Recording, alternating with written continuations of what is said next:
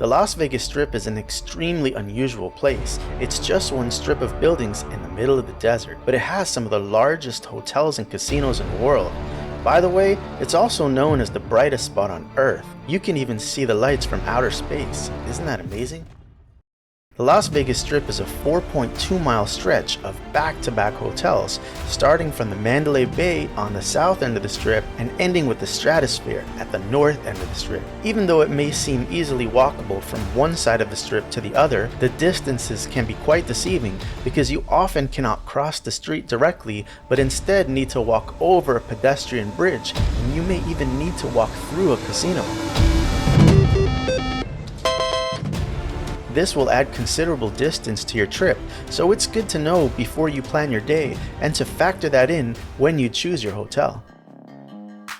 The Strip is essentially broken down into 3 areas: the North Strip, the Mid Strip, and the South Strip. The South Strip is known for its reasonably priced hotels and walkable streets. This is where you will find the Allegiant Stadium and the T-Mobile Arena. Hotels in this area include the Mandalay Bay, the Luxor, Excalibur, MGM Grand, New York, Tropicana, and Park MGM.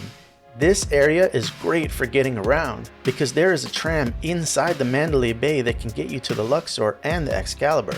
The Park MGM also has another shuttle that can get you to the Aria and the Bellagio. These shuttles are free but have the limitation of only a few stops. There is also a paid monorail you can catch inside the MGM Grand, which can take you all throughout the Strip. I made a separate video about monorails, trams, and many other hotel reviews on this Strip.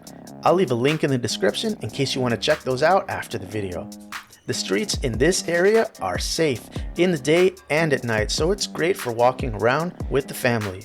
There are lots of shops and things to see. There is a Ross store, which is a discount clothing store, an ABC store for general goods and souvenirs, and there's also even a CVS.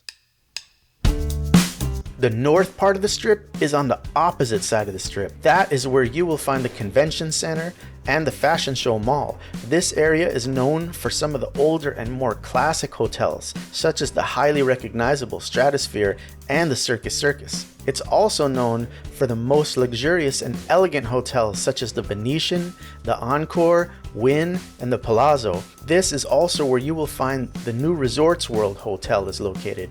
If you choose to stay at one of these hotels, the exact location of the hotel will be extra important because some of these hotels are vastly more central and well located than others. For instance, the Stratosphere is quite a walk to the next hotel, and that area is not known to be one of the safest.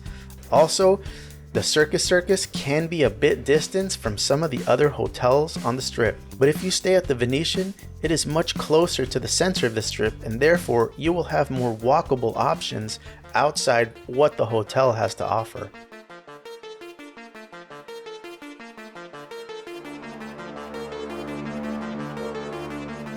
Let's talk about the Center Strip. This is what I would call the most walkable place to stay. You can find some deals here too. The most famous Center Strip hotel would be the Bellagio. After that is probably the Caesars. Other hotels in this area include the Paris, Treasure Island, Horseshoe Hotel, the Link, and the Flamingo. This area is known for the Bellagio Fountain Show, which is a free show multiple times per day. The Miracle Mile is also here, that is a mile long with tons of shops, restaurants, and even cheap eats. There are so many high-end restaurants here. You will never get bored walking around here. There is so much to see and do. If you do stay here, you may not even need to go to the south of the Strip or the north of the Strip at all, unless you have a specific show or restaurant reservation to go to.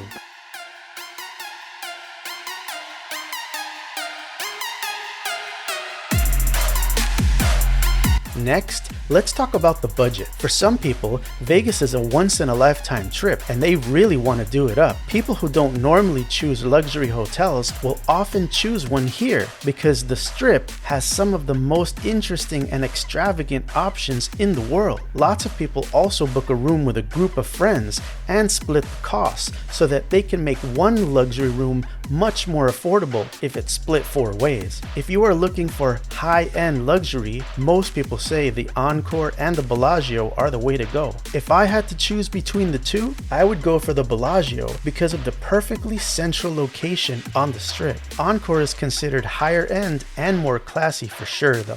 Rates at both of these hotels start at about $200 per night, plus a nightly resort fee of about $50. Other great higher end hotels include the Caesars, Aria, and the Cosmopolitan. Moving on to the mid-range. Most of the hotels on the Strip fall into this mid-range category of pricing. You can find this type of hotel all over the Strip, from the south to the north and even the center. Planet Hollywood, for instance, Paris, New York, MGM Grand, Treasure Island, Park MGM. Since most of the hotels fall into this category, my suggestion would be to choose based on location. If it's your first time visiting Las Vegas, I would suggest the south or the center of the Strip. If you can get close to the Bellagio but stay somewhere more economical, you will have the benefit of staying in a luxury area but for much less cost. Most people will spend most of their time outside of their rooms anyway. If your goal is to have fun but spend as little on hotel as possible, don't worry, because Las Vegas has great options even at the lowest end. Some of my favorite cheaper and well-located hotels include the Excalibur, the Luxor in the south part of the Strip, and in the mid-strip you have the Horseshoe and the Link. If you want a low-cost option on the north of the Strip, there is the Circus. It is a bit far from the action on the Strip, but if you have kids, they do have a circus, arcades, and an indoor amusement park, so you may not even need to leave that hotel. It's been about 20 years since I've stayed there, but it was a fun time.